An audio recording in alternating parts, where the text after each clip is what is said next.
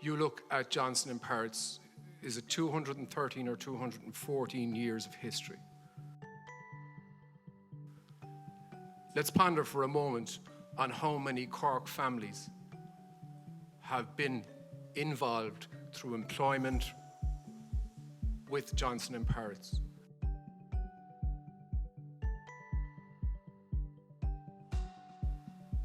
I don't think there's a family in Cork City that haven't been touched in some way, shape or form by that.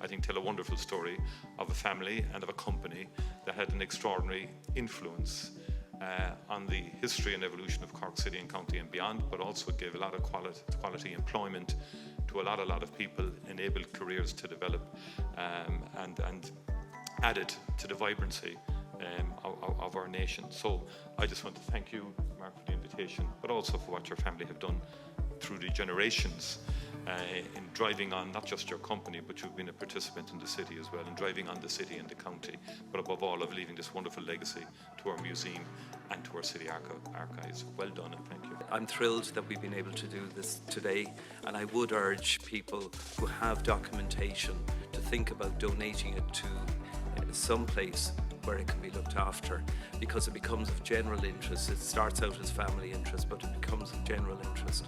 And I really hope that more and more people donate to Brian's archive and makes all that material that is in every business available to people to research. This story is a great story that we're very lucky that we have at Carriage. We have objects, we have archives.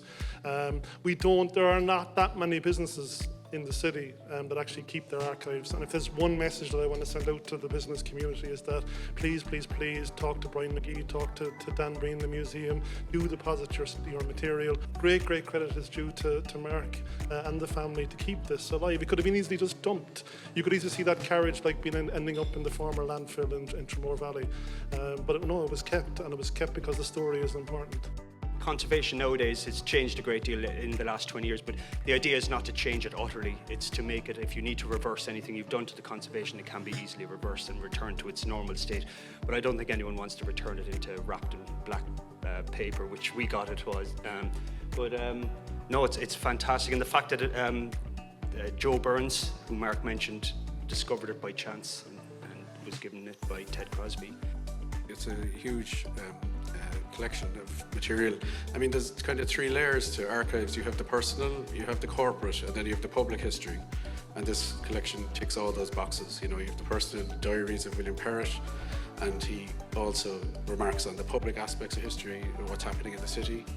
And then you have the corporate story of Johnson and Perrott, which obviously, as previous speakers had hinted, you know, it's a story of enterprise and employment and development and all that.